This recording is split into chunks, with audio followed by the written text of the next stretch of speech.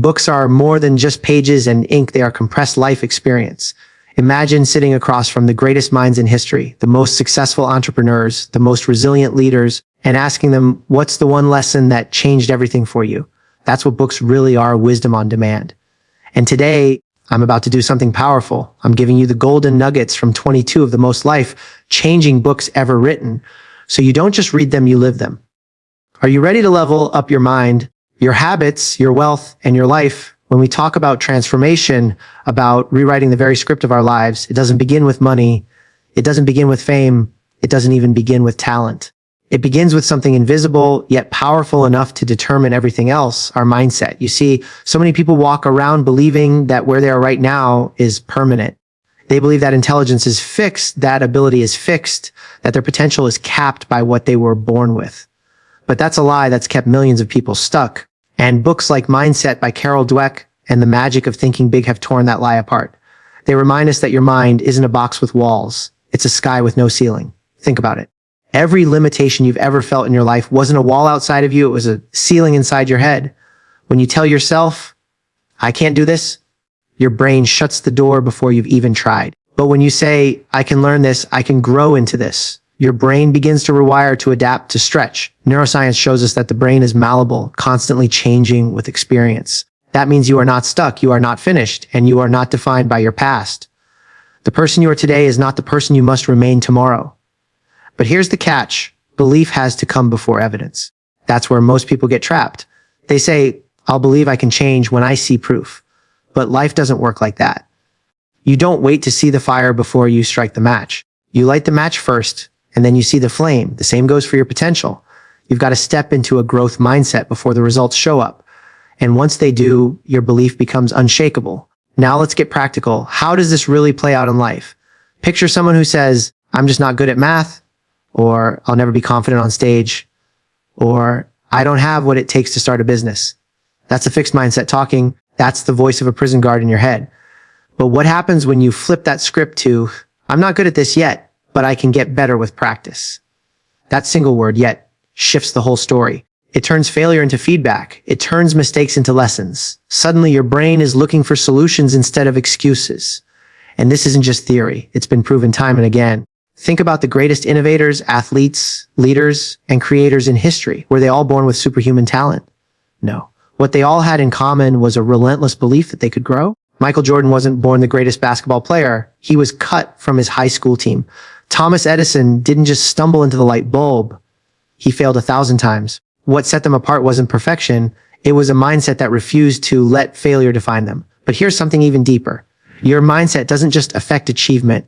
It affects happiness, relationships, and even health. If you approach challenges believing they will crush you, stress overwhelms you.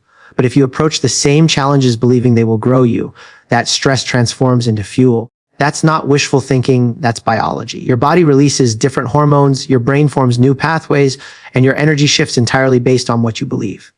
So what does this mean for you? It means you have a choice every single day. You can wake up and live inside the box of your current circumstances, or you can wake up and step into the sky of your unlimited potential. You can say, this is who I am, and that's all I'll ever be. Or you can say, this is who I am right now, but who I become is entirely up to me. That shift is everything. And here's the truth. You don't need a massive leap to prove your growth mindset. All you need is one step. Learn a skill you thought was beyond you. Face a fear you've been avoiding. Push yourself 1 inch outside your comfort zone. Because once you do, something magical happens. Your brain whispers back, see, you can grow. You can change. You can become more. That whisper becomes confidence, and that confidence becomes momentum. Mindset is not just an idea, it's a muscle. And like any muscle, it only grows when it's challenged, when it's stretched, when it's worked. So the next time life places an obstacle in front of you, don't shrink back and say, this proves I'm not capable. Instead, lean forward and say, this is the workout my potential needed today. Because once you make that shift, no challenge is wasted, no failure is final, and no dream is out of reach. And that's why it all starts with the power of mindset. If mindset is the foundation, then habits are the bricks you lay on that foundation every single day. It doesn't matter how big your dreams are, how powerful your intentions are, or even how much talent you carry. If your daily actions don't align with the life you say you want, then nothing changes. Books like Atomic Habits and The 7 Habits of Highly Effective People make it crystal clear your future is hidden in your routine, not in the things you do once in a while when motivation is high, but in the quiet, consistent actions you take when nobody's watching. Here's the truth most people don't want to hear. Success is not built in giant leaps. It's built in tiny, almost invisible steps. One push up doesn't transform your body, but one push up done every day compounds into strength. Reading for 10 minutes doesn't change your life overnight, but that 10 minutes compounded over years rewires your mind. Writing one page won't make you an author, but one page a day can fill a book before you even realize it. That's the power of habits. They compound. And compounding is the most underestimated force in personal growth. But here's the problem. Too often, people overestimate the importance of motivation and underestimate the importance of systems. They wait to feel inspired before they take action. But inspiration is fickle. Systems, on the other hand, don't depend on emotion. They just run. If you've built habits into your system, then you don't need to fight willpower every day. It becomes automatic. Just like brushing your teeth or tying your shoes. You don't think about it. You just do it. Think about this. Every single action you take is a vote for the kind of person you're becoming. When you choose to wake up early instead of hitting snooze, that's a vote for discipline. When you put your phone away and read, that's a vote for focus. When you choose the gym over the couch, that's a vote for strength. And here's the good news.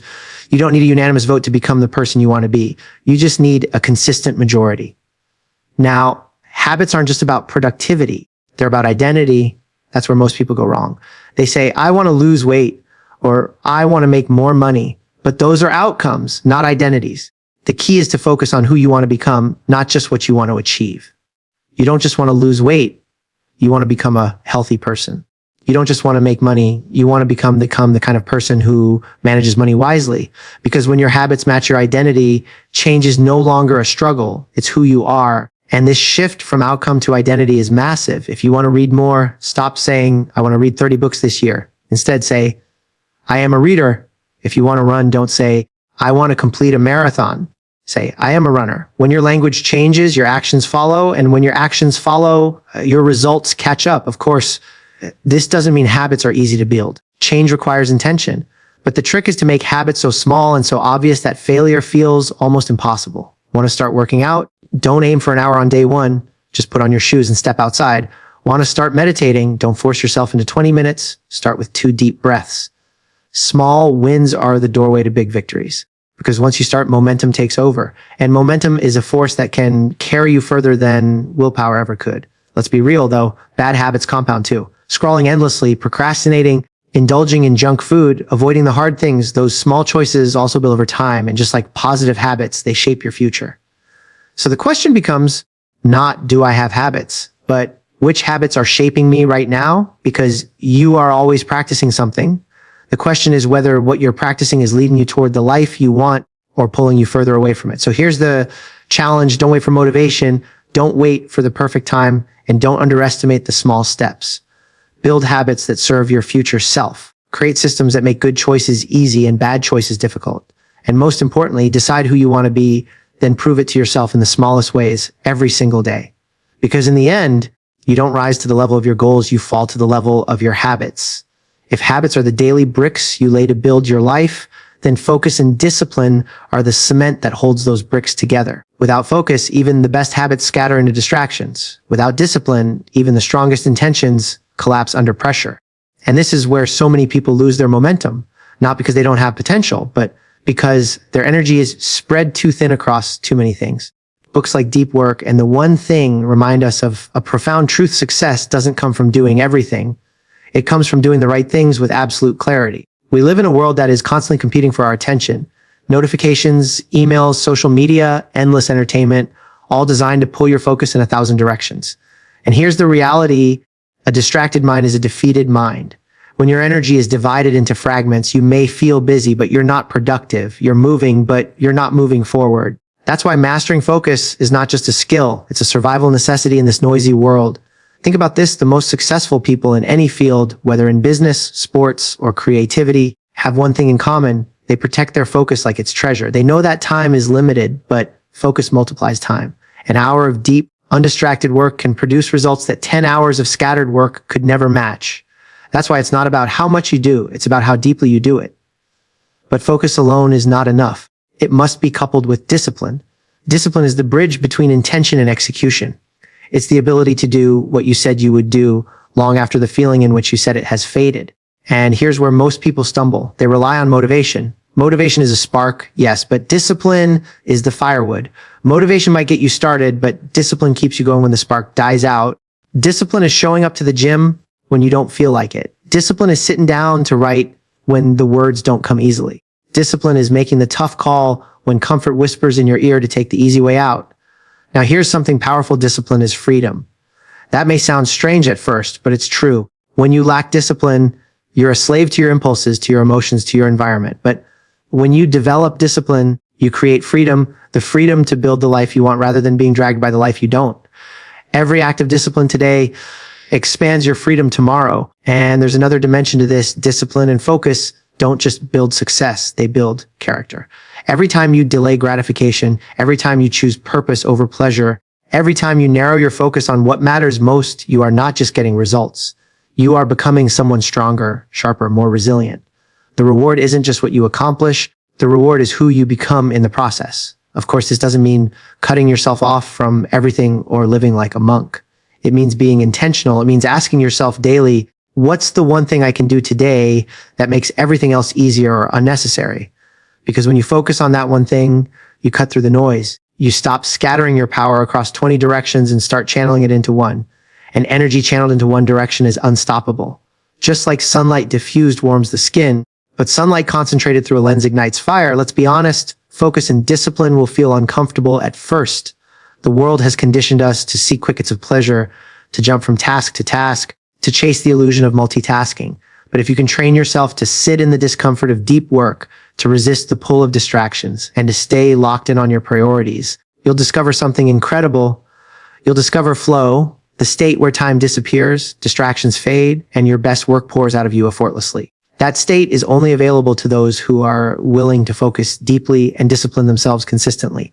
So the question isn't whether you're capable of success. You are. The real question is whether you're willing to pay the price of focus in a world addicted to distraction and the price of discipline in a world addicted to comfort.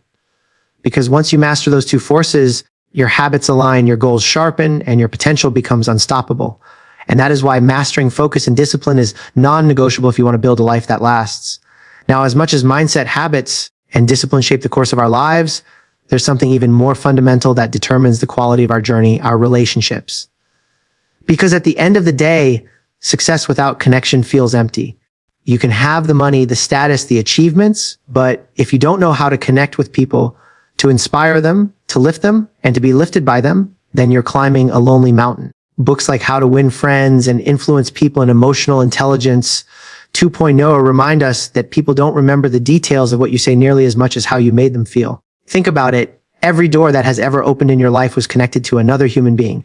Every opportunity, every promotion, every friendship, every breakthrough came because of someone who believed in you, trusted you, or was willing to support you. And yet so many of us move through life focusing on what we can get rather than how we can give. The truth is, influence doesn't come from manipulation. It comes from genuine care. People are drawn to authenticity. They can feel when you truly listen, when you truly see them, when you value them beyond what they can do for you. But emotional intelligence is more than just being nice. It's the ability to master your own emotions while understanding the emotions of others. That means knowing how to stay calm under pressure, how to communicate without letting ego get in the way, and how to build trust in a world where trust is rare. It's being able to read the room, to sense when someone needs encouragement or when silence is more powerful than words. Emotional intelligence gives you the power to connect deeply, and connection is what makes influence last. Here's something powerful. The greatest leaders aren't remembered just for their results. They're remembered for how they treated people. You might admire someone for their skills, but you'll follow them for their heart. Because leadership isn't about standing above people. It's about walking beside them. It's about making others feel seen, heard, and capable of more than they believed about themselves. That's influence at the highest level, not just inspiring action, but inspiring belief. And let's bring it closer to home. Relationships are the mirror that reflect who we are becoming. If you surround yourself with people who constantly complain, who settle for less, who drain your energy, then over time, you absorb that energy. But if you surround yourself with people who challenge you, encourage you, and call out the best in you, then you rise. Because energy is contagious, both the toxic kind and the powerful kind. That's why being intentional about the company you keep isn't optional. It's essential. Now, it's easy to think of relationships as just external, how we treat others, how we influence others. But it also starts internally with how we treat ourselves. If you don't respect yourself, if you don't honor your own boundaries, if you don't manage your own emotions, then every relationship you step into will be built on shaky ground. Emotional intelligence starts with self-awareness. It starts with asking, why do I react this way? What triggers me? What am I avoiding? Because once you understand yourself, you can begin to understand others. And once you understand others, you can build connections that are unshakable. But don't confuse emotional intelligence with weakness. Being empathetic doesn't mean being a pushover. It doesn't mean saying yes to everything or letting people walk all over you. True emotional intelligence is the ability to stand firm in your values while still being kind. It's the strength to lead with compassion without losing your edge. It's influence without force, power without domination. That balance is what makes relationships transformative rather than transactional. And here's the beautiful part. When you commit to growing in emotional intelligence, you don't just elevate your own life, you elevate everyone you come into contact with. You make people feel valued, you make environments healthier, and you create ripples that extend far beyond you. Because people will forget your achievements, but they will never forget how you made them feel. So remember this, if you want to go fast, go alone. But if you want to go far, go together.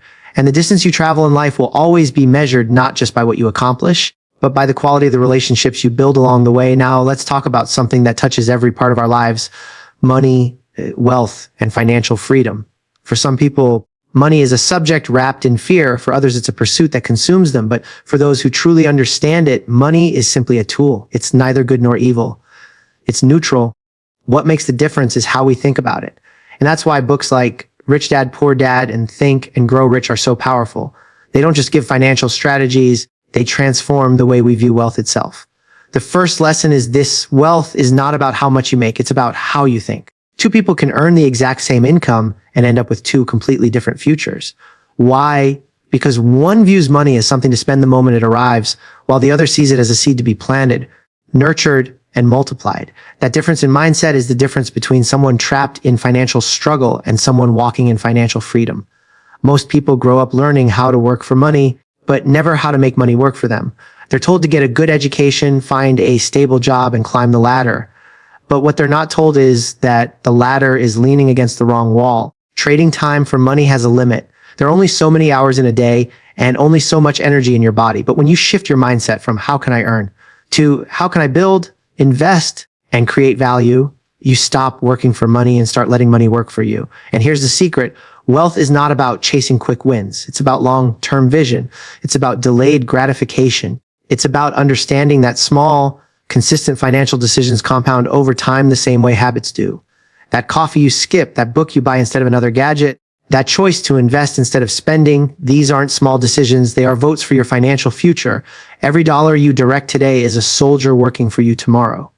But let's go deeper. Wealth isn't just financial, it's mental and emotional too. If you believe money is evil, you will subconsciously push it away. If you believe you don't deserve it, you will sabotage yourself every time you start to get ahead. But if you see money as a reflection of the value you bring to the world, then the more you grow, the more money flows. That's why self-development and financial development are inseparable. Grow your skills, grow your impact, grow your network, and wealth follows.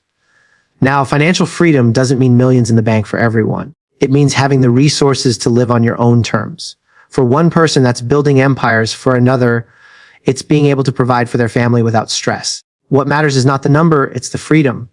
Freedom to choose how you spend your time. Freedom to say yes to opportunities without worrying about bills. Freedom to give generously without fear of lack. That freedom is the real definition of wealth. And let's not forget generosity. The purpose of money isn't just to accumulate, it's to circulate. The wealthiest people in history understood that giving multiplies, not subtracts. When you hoard, you shrink. When you give, you expand. Generosity isn't about the size of your bank account, it's about the size of your heart. And ironically, the more generous you are, the more wealth seems to find its way back to you, because people are drawn to those who create value for others, not just themselves. Of course, financial wisdom also requires discipline. Just like in habits, just like in focus, consistency is everything. Saving when it's tempting to spend, investing when it feels safer to hold back, learning instead of assuming, and perhaps most importantly, surrounding yourself with people who think abundantly rather than fearfully, because your financial mindset will rise or fall to the level of the people you spend time with. The truth is, money will reveal who you are. If you are reckless, money amplifies recklessness. If you are wise, money amplifies wisdom. If you are generous, money amplifies generosity. So the question isn't just, how do I get money? The question is, who am I becoming with the money I earn? Because wealth without wisdom is dangerous, but wealth with wisdom can change generations. So never forget, this money is not the goal, it's the tool. The goal is freedom, impact, and the ability to live life by design, not by default. We've talked about mindset, about habits, about focus, about relationships, about wealth. But if all of that is gained without meaning, then you've built a house with no foundation. Because true success isn't just about achievement, it's about fulfillment. Books like Man's Search for Meaning and The Power of Now show us that beyond the drive for money, beyond the chase for recognition, beyond the hunger for growth, what we really crave is purpose. And purpose is what gives pain its context, what gives success its depth, and what makes life worth living. Think about it. Every one of us will face seasons of struggle. No matter how disciplined you are, no matter how much you plan, life will hand you challenges you never asked for. Loss, failure, disappointment, they come for us all. And in those moments, skills alone can't carry you. What carries you is meaning. Viktor Frankl, who survived the concentration camps, said something powerful: those who had a why to live could bear almost anyhow. Meaning doesn't erase suffering, but it transforms it. It takes chaos and gives it direction. And meaning isn't something you stumble into. It's something you create. It's found in the way you choose to interpret your experiences, in the way you choose to serve others, in the way you choose to stay present instead of rushing through life as if the finish line is the prize. Because here's the truth, the finish line is death. The prize is the journey itself. That's why the power of now reminds us that life doesn't happen in the future or the past. It only happens in this moment. And if you're not present, if you're constantly chasing, someday you miss the miracle of today. A meaning isn't just in the grand achievements, it's in the small moments. It's in the conversation that encourages someone who's struggling. It's in the courage to get back up after you've fallen. It's in the gratitude for breath, for family, for the simple chance to try again tomorrow. Too many people spend their lives climbing ladders only to discover the ladder was leaning against the wrong wall. Meaning asks you to stop and check. What wall are you climbing? Are you building a life that truly matters to you, or one that just looks good from the outside? And purpose is never just about you.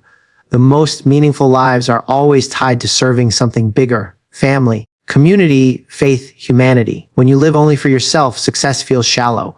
But when you live in a way that leaves a mark on others, that echoes beyond your own lifetime, you tap into something eternal. Legacy is not what you leave when you die, it's what you give while you live. But let me make this clear, finding meaning doesn't mean you'll always feel happy. Happiness is an emotion. It comes and goes. Meaning is deeper.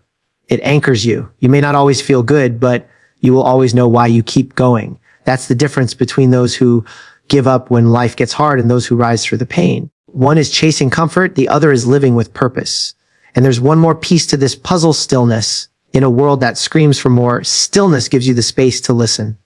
To listen to your own heart, to listen to your intuition, to listen to what life is really asking of you. Stillness is where clarity is born, and without clarity, purpose gets lost in the noise. Sometimes the most powerful thing you can do isn't to push harder, but to pause long enough to hear what matters most. So if you take nothing else, take this: meaning is not found in some distant destination. It's here, in how you choose to live this day. It's in aligning your mindset, your habits, your focus, your relationships, and your wealth with a higher purpose. It's in realizing that your life is not just about survival, it's about significance. Because when you live with meaning, even the hardest days carry a sense of direction, and even the greatest victories carry a sense of gratitude. And that, more than anything else, is what makes life extraordinary. So when you step back and look at it all, the picture becomes clear. It starts with mindset, because the way you think determines the way you live. It flows into habits, because what you do every day becomes the structure of your destiny. It sharpens with focus and discipline, because scattered energy never builds greatness. It deepens with relationships and emotional intelligence, because we rise higher when we lift others. It expands through wealth and financial freedom, because money used with wisdom creates opportunity, impact, and legacy. And finally, it is crowned with meaning and purpose, because without that, even the brightest success feels empty. These 6 truths are not just ideas in books, they are invitations to live differently. To choose growth over fear, to choose consistency over excuses, to choose depth over distraction, to choose connection over isolation, to choose freedom over survival, and to choose purpose over comfort. Life is short and none of us know how many pages we have left in our story. But what we do know is this: we hold the pen. And every day, with every choice, we are writing the next chapter. So the question is, will you let your story be one of hesitation, distraction, and wasted potential? Or will you decide right here, right now, to write a story of courage, growth, and meaning? Because the truth is, the books may share the lessons, but only you can live them.